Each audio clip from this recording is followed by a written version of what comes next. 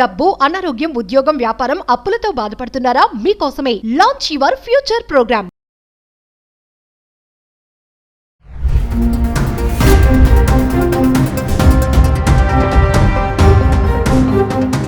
నమస్తే, welcome back to Suman TV. ప్రస్తుతం మనతో పాటు ఉన్నారు ఎనలిస్ట్ రామకృష్ణ గారు. సార్తో మాట్లాడదాం.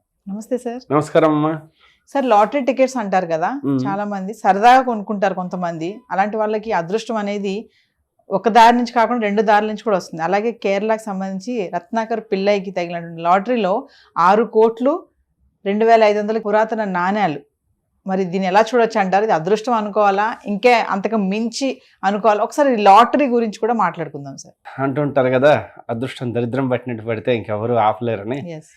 బహుశా ఇలాంటి చాలా చాలా అరుదుగా జరిగే సంఘటనలో ఇది ఒకటి అవ్వచ్చు. ఎందుకంటే సాధారణంగా లాటరీ టికెట్లలో విన్నింగ్ పర్సంటేజ్ ప్రాబబిలిటీ 0.0001% లాగా ఉంటాయన్నమాట. అలాంటిది మనవాడు గెలవడమే కాదు, ఆ డబ్బుతో పొలం కొంటే ఆ పొలంలో మళ్ళీ పురాతన నాణ్యాలు దొరకడమే కాదు, దానివల్ల చాలా ఆయనకి పేరు ప్రఖ్యాతులు వచ్చాయి. అంటే ఈ మూడు వచ్చాయి అన్నమాట. డబ్బు వచ్చింది, ల్యాండ్ వచ్చింది, దాంతోపాటు పేరు ప్రఖ్యాతులు. చాలా గొప్ప అదృష్టవంతుడు. అయితే ఈ విషయాన్ని పురస్కరించుకుని ఒక 2-3 విషయాలు మనం స్పృశిద్దాం. సో దట్ ఏంటంటే ఈ వీడియో ద్వారా జనాలకు ఏం ఆలోచించాలి, ఏం తెలుసుకోవచ్చు అనేది తెలియడానికి.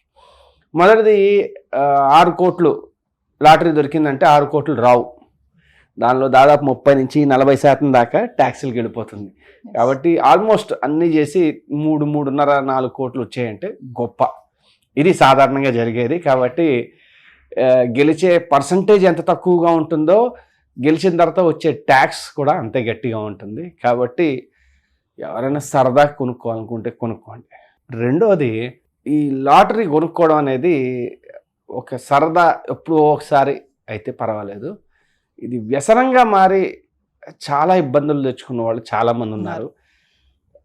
కాబట్టి అది ఏది వ్యసనంగా అయితే మారకుండా ఉంటే మంచిదని నా ఉద్దేశం. కాబట్టి ఎవరైనా ఈ ప్రోగ్రాం ద్వారా మనం చెప్పాల్సింది ఏంటంటే, ఎవరైనా సరదాగా చేయాలనుకుంటే చేయండి, కానీ దీన్ని ఒక రెగ్యులర్గా ఉండే అలవాటు కింద మార్చుకోవద్దు. మూడోది, నాణ్యాలు ఏవైతే దొరికాయో, ఇలాంటి నాణ్యాలు ఎప్పుడైనా ఏదైనా పూర్వ సంపద ఏదైనా మీకు దొరికినప్పుడు అది గవర్నమెంట్ ఆఫ్ ఇండియాకి చెందుతుంది. కాబట్టి అతనికి ఏమీ రాదు. బహుశా ఒక దాన్ని ఏమంటారు, ఆయనకి ఏమైనా రివార్డు కింద ఏమైనా ఇవ్వచ్చు. ఎందుకంటే ఒక చాలా పూర్వకాలంలో ఉన్న ఒక వస్తు సంపదని ఆయన గుర్తించినందుకు కానీ లేదా శోధించినందుకు కానీ ఏదైనా రివార్డు ఏమైనా వస్తుందేమో, కానీ అది ఆయనకి మాత్రం చెందదు. ఎందుకంటే ఇది ఇంత గవర్నమెంట్ ఆఫ్ ఇండియా సంపద. ఆర్కియలాజికల్ డిపార్ట్మెంట్ కానీ ఇంకా రకరకాల డిపార్ట్మెంట్స్ ఉంటాయి, ఆ డిపార్ట్మెంట్కి ఇవి చెందుతాయి. కాబట్టి అంటే వెంటనే మనం అబ్బా అనేసుకున్నప్పుడు ఏంటంటే, అబ్బా అనుకోండి, సంతోషమే, కాకపోతే ఇవి కూడా ఉంటాయి అని చెప్పడం అంతే. చాలా మంది కామెంట్స్ పెడుతున్నారు సార్, ఏంటంటే ఆ ల్యాండ్ అమ్మిన వ్యక్తి పరిస్థితి ఏంటి అనేది కొన్ని కామెంట్స్ వస్తున్నాయి. దాన్ని ఎలా చూడొచ్చు అంటారు? ఏమీ లేదండి, ల్యాండ్ అమ్మిన పరిస్థితి, కోల్పోయింది ఏమైనా ఉంది అంటే అది కేవలం ఆ పేరు ప్రఖ్యాతలు కోల్పోయాడు. జనాలందరి మధ్యలో కెమెరాల ముందు నించుని ఇలా మాట్లాడుతూ ఉండడం, ఇది కోల్పోయాడు తప్ప ఇంకేమీ కోల్పోలే.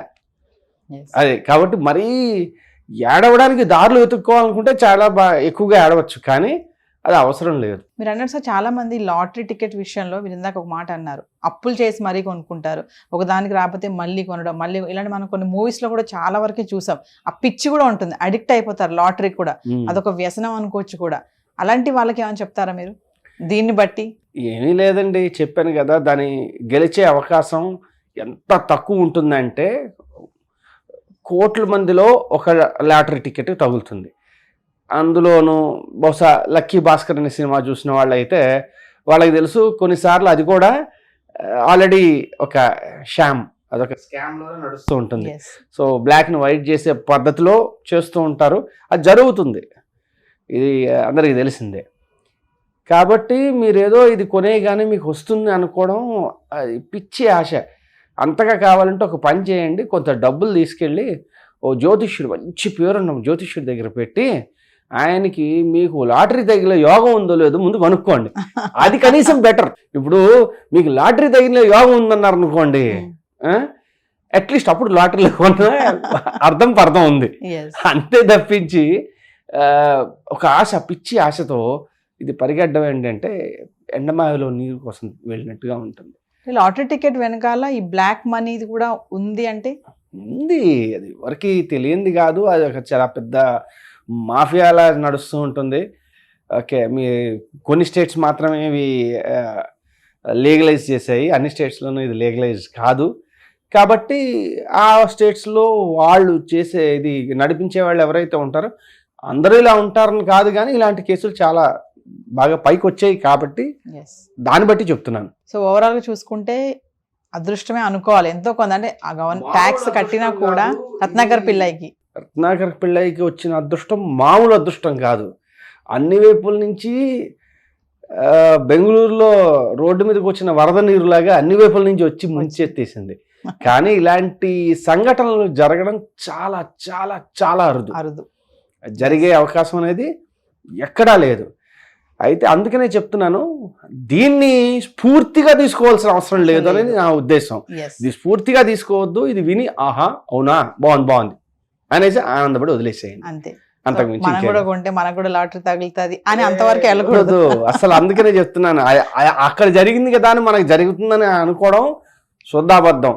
నా దగ్గర డబ్బులు ఉన్నాయి సరదా కొందాం అనుకుని కొనుక్కోండి, లేదు నేను దాన్ని ఏమంటారు బాగా అదృష్టం పరీక్షించుకుందాం అనుకుంటున్నాం, కనీసం మెజర్డ్గా ఉంటుంది, ఎక్కడో వెళ్ళి ఆ డబ్బుల్లో కొంత డబ్బులు జ్యోతిష్య దగ్గర పడేయండి, కనీసం అది తెలుస్తుంది. మీకు అది లేదనుకోండి అనవసరంగా ఎందుకు. బట్ ఏదేమైనా సరే అదృష్టం అనేది ఎప్పుడు ఎవరికి ఎలా వస్తుంది అనేది చెప్పలేము. Absolutely not. Thank you sir. ఓకేనమ్మా.